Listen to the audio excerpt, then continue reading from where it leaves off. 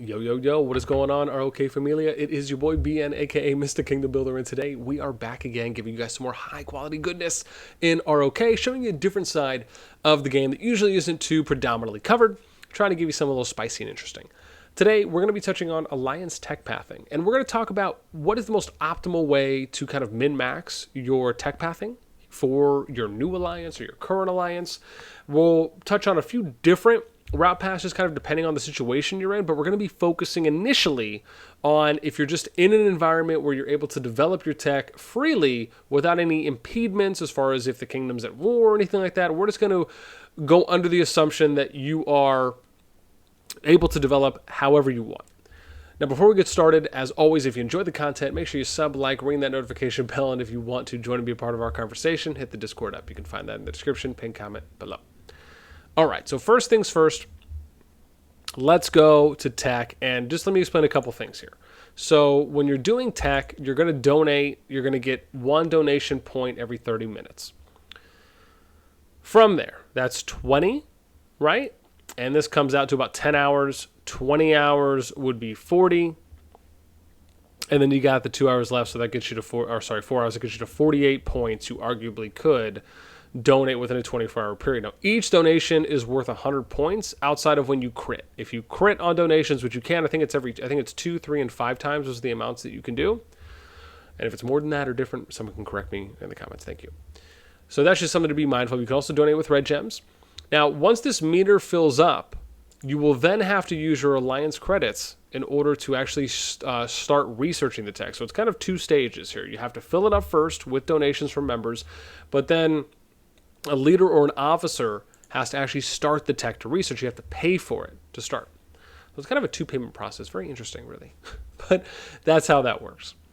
Okay, now with that good stuff out of the way, let's get to the meat of it all. So my recommendation pathing, and we're going to go through each of these and explain why. The most important one here is development.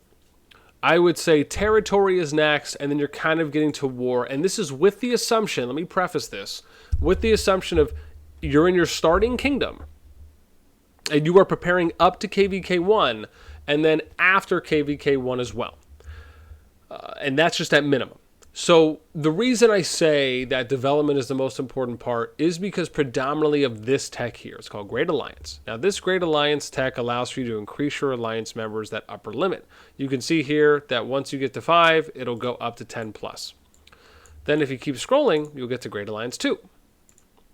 Great Alliance 2 allows for you to get plus 30 members. That's 3 times the amount that Great Alliance 1 gets you, which gives you plus 40 overall. Now, the reason why Great Alliance Tech is the most important is because Great Alliance Tech allows for you to add more players to your alliance. That's pretty standard. But the important bit here is what you get from adding more players. What you get is a higher average donation amount per day. What this means is that if you min-max all the way to Great Alliance 1 and then Great Alliance 2, it will allow for you to get the most amount of players in your alliance, meaning the most amount of average hourly and daily donations that you're able to then invest into tech by focusing on these first 2 techs first, even though I said first twice. What it means is that you will be able to upgrade future techs faster, right? It's very similar to the idea of you min-maxing on certain individual techs to focus on building and research, right? It's why people tell you stuff like you should try and get mathematics to 10 before you, I think they said something like before you go to T4 or you go to T5, whatever it may be, right? Just to kind of give you an example, usually you want to min-max these because what it does is it gives you a long-term investment for when you do future techs or future upgrades. It will cost less overall because you're going to be having more donations that you put into it rather than if you donated to every single tech here except for Great Alliance, and then you eventually do Great Alliance, right? It's the difference between doing 50, just as an example, right? Let's say you're doing 500 tech donations a day compared to doing 1,000 tech donations a day, right? You're going to speed through future techs faster. Okay, then the idea here, right, is that when you're starting, you want let me, again, be very clear here. Even though, yes, you want to min-max your way from Great, that means you want to do Great Alliance. Now, the best way to really do it is you would do Great Alliance. You would tell everyone to save their tech, right? Their donations until they are at 19 over 20. And then before they go to 20 over 20, you would say, okay, if you're at 19 over 20, in order to make sure you don't get to 20 out of 20, right? Because that's when the timer stops and you're basically losing tech donations at that point, which is a pro tip, by the way, right? Because if you're at 20 out of 20, you're not generating any more donations, meaning you're losing out every hour on being able to potentially donate to something. So that's my pro tip of the day. What you would do at that point, little trick here, you tell everyone what you're going to do your extra, right? Your over donations into. And you could do it into something, for example, like Together We Rise, so that way you can get access to city and tech research constructions as well, because you do need to get these if you want to get to fully loaded and get to the next bracket or the next column here. So you would do that while you're working your way to Great Alliance 2, right? So the idea here is that you are min-maxing your way, where you're always staying at 19 over 20 while Great Alliance 1 or Great Alliance 2 is being researched. Because obviously when they're not being researched, you can still donate max to them. From here, then you need to be cognizant, because there's an important part here, is that while you are developing your tech, you're going to be developing your alliance, which also means that you're going to be flagging in addition to this. So you need to be cognizantly aware of paying attention to, one, your flag quantity, because you may need to do one of these early-ish, right? Maybe around the first 10 texts or so, depending on how development is going, where you need to make sure that you are going to start researching level 1 here on flag quantity, and then doing this appropriately as tech is advancing. You should be paying attention to what your flag capacity is at, how many you have, when are you going to need to do another upgrade for that. Same thing with the storehouse. Are you noticing that your storehouse is maxing out more often? It's not taking as long to refill it back up once you start spending things. Maybe you have certain things that are maxing out. Maybe you need to do a point in storehouse expansion. So it's okay to come and do these things, because these are actual required areas that don't really take away from you min-maxing your path to Great Alliance 2, because otherwise you would stifle your development in other areas on your alliance tech and just what your alliance can do. Then, simple part here, as we said, you work your way Great Alliance 1, you do all the minimum things you have to do here. Now, in the second column, you kind of want to go in order of city construction, tech research, but for the most part, because you're going to be doing Great Alliance 1 max, you'll kind of take that in strides, right? You basically want to get as far as you basically want to do the minimum amount of tech research that you need to do to get to fully loaded. Then you do the minimum amount to get to troops healing. Then you do the minimum amount again to get to Great Alliance 2, right? While prioritizing Great Alliance 1, and then you only do the bare minimum to get you all the way to Great Alliance 2, and then you do everything you need to do, but you do it in order of City Construction Tech Research 1, and then City Construction 2 Tech Research 2. Do those first, even if you have to do regular Army Talented, if you have to do the Wood, the Gatherings, if you have to do regular Army 1, Talented Commander 1, right? You kind of want to go top down on the development tree while you work your way to Great Alliance 2, because you're going to benefit more immediately from research and building speed upgrades than you will if you go Talented Commander, regular Army. They'll still help, but you want to be efficient with what you're upgrading and how you're prioritizing. Okay, now that we got there, now we're going to come back to territory for a moment here.